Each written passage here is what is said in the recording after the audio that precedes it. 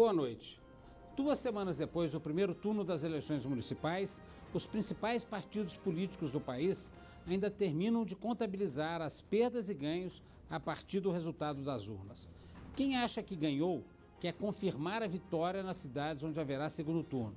Já quem perdeu vai tentar diminuir o prejuízo onde for possível.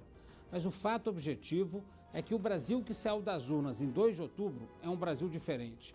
O maior partido do país, o PMDB, continua sendo o maior partido do país, com 1.027 prefeituras.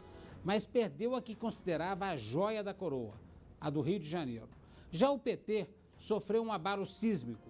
Tinha 635 prefeituras e agora ficou com 256. Ou seja, o partido de Lula e Dilma perdeu 6 de cada 10 prefeituras que conseguiu 4 anos atrás. Inclusive a principal, São Paulo, a maior cidade do país. Qual o impacto dessa eleição municipal no futuro político do país? O resultado de 2 de outubro vai influir até que ponto na eleição presidencial de 18?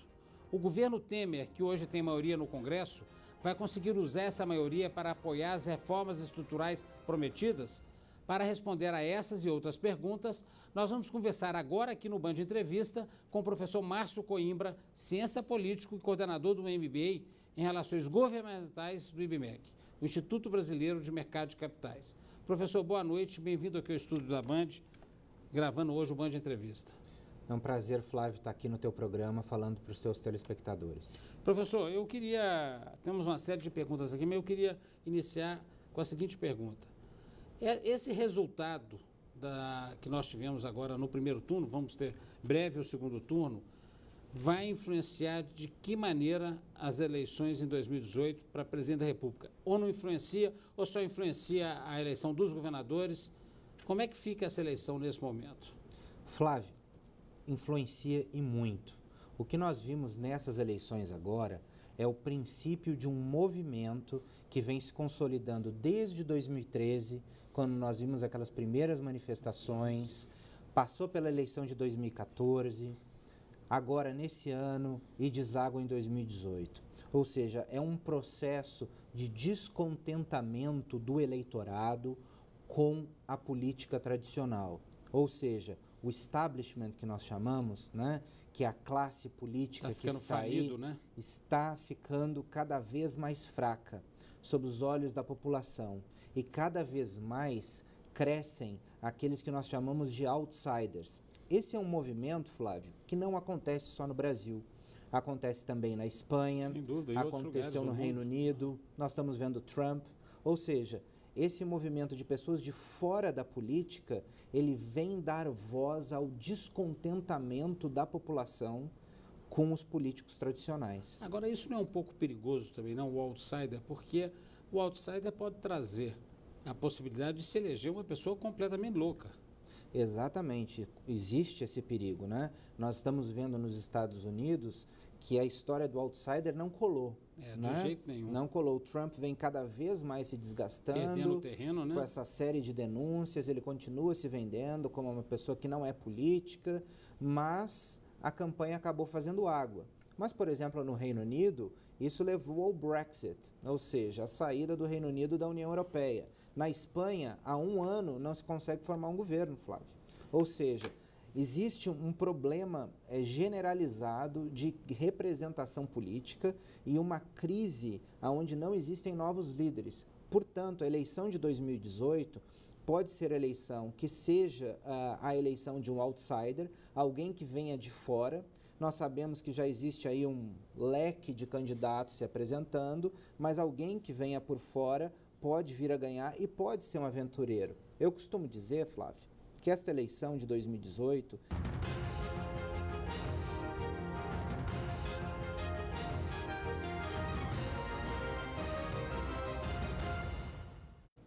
Estamos de volta com o Band Entrevista, hoje falando sobre o novo mapa político do Brasil, depois do primeiro turno das eleições municipais. Estamos aqui com o professor Márcio Coimbra, do IBMEC.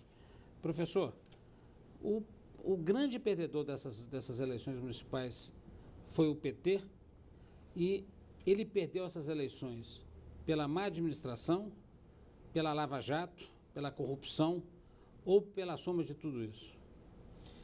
O PT foi o grande derrotado dessas eleições, né? E o modo petista de governar, né?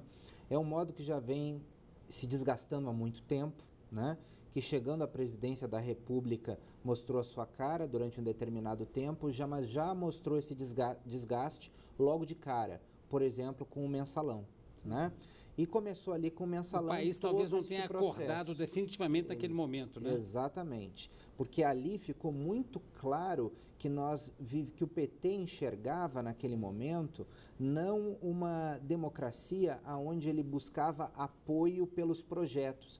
Não era uma democracia normal como nós vimos, mas uma democracia de cooptação. Ou seja, o mensalão é o mesmo instrumento do petrolão de cooptação de votos do parlamento.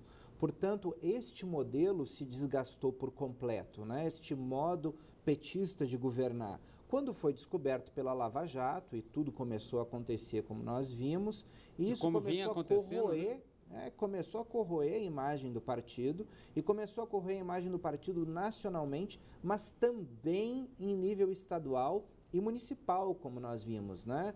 Em São Paulo, o PSDB aplicou uma marretada no PT e venceu no primeiro turno. Eu lembro que o PSDB não é um partido que tem tradição de ganhar a prefeitura de São Paulo. De jeito nenhum, com um candidato totalmente desconhecido. Desconhecido, mais uma vez o outsider, como eu falo. É um outsider que veio para um partido, né?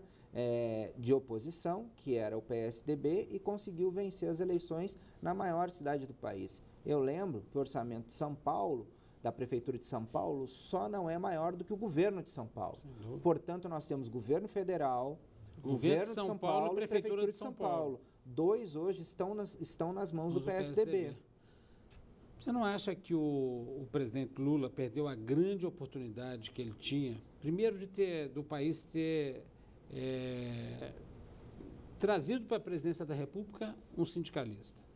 Depois, pela confiança que a população depositou nas mãos do presidente Lula e termina dessa forma tão triste e de uma forma que mancha definitivamente a história do presidente Lula ou não? Ou existe possibilidade dele se reerguer e conseguir dar a volta por cima? A tendência, Flávio, é que a imagem do presidente Lula fique manchada para o resto da sua história, né? Ele teve a grande chance de sair por cima disso tudo. E de ser um grande estadista, né? De ser um grande estadista, mas não pensou na próxima geração, pensou na próxima eleição, né? Esse talvez tenha sido um dos grandes erros políticos do presidente Lula, que é dado como um bom articulador, mas nesse momento faltou um pouco, na minha opinião, de visão política de longo prazo para ele, né? Essa quadrilha que se instalou no poder e que nós vemos que está sendo desarticulada pelos procuradores em Curitiba, felizmente, né? Participava do centro das decisões do poder. Então, é fundamental para o Estado brasileiro que ele continue a fazer esse processo de depuração. E esse processo de depuração passa necessariamente pela desconstrução, né, da imagem do presidente Lula, porque ele estava no centro, como os procuradores de Curitiba mostraram, ele estava no centro do benefício de todo o esquema de poder. Na coordenação de tudo isso, Coordenação de tudo isso. Então, na verdade, inevitavelmente, ele vai passar para a história, ele deve ser preso, como a gente espera, pelo que se vê dos movimentos em Curitiba, pelo que a gente lê e escuta, né?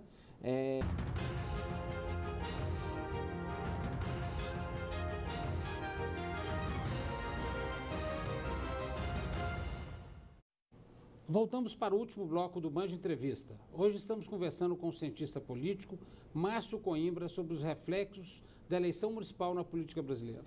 Professor, falamos aí no bloco passado, no bloco anterior, sobre o governo Temer e a necessidade que o governo Temer tem de fazer ajustes aí para que o país volte a crescer. E você citou aí a facilidade de diálogo político que esse governo tem, principalmente com o Congresso. Eu lhe pergunto o seguinte, será que não está faltando, talvez, um pouco de diálogo, não sei de que forma isso seria feito, mas com alguns segmentos da sociedade e principalmente com os jovens? Porque eu tenho sentido, e você como professor deve verificar isso com muito mais facilidade do que eu, mas eu tenho sentido em algumas universidades que efetivamente eu tenho passado para discutir política, falar sobre comunicação e etc., que a juventude está muito contra o governo Temer. Eles têm tido uma leitura, eles estão fazendo uma leitura que o governo do PT foi um governo ruim, que foi um governo que foi tomado ou corroído pela corrupção, mas que, ao mesmo tempo, o governo Temer é um governo de direita e que isso é muito ruim também. Eu acho, Flávio, que falta um melhor entendimento. O governo Temer, ele é muito novo.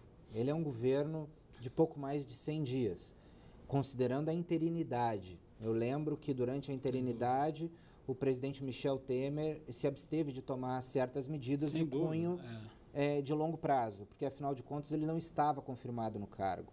Ele está confirmado no cargo há muito pouco tempo. E eu acredito que tudo isso ainda vai se ajustando. Até porque as coisas têm que ir acontecendo para se ter uma ideia exata, né, Exatamente. do formato desse governo. Eu acho que o primeiro passo foi dado. Qual era o primeiro passo e o mais importante? Soluções políticas, estabilidade política, propostas de medidas concretas, propostas de projetos de país concretos, né? Eu acho que o segundo ponto agora, e a gente tem visto que o governo tem se mobilizado nisso, é a comunicação.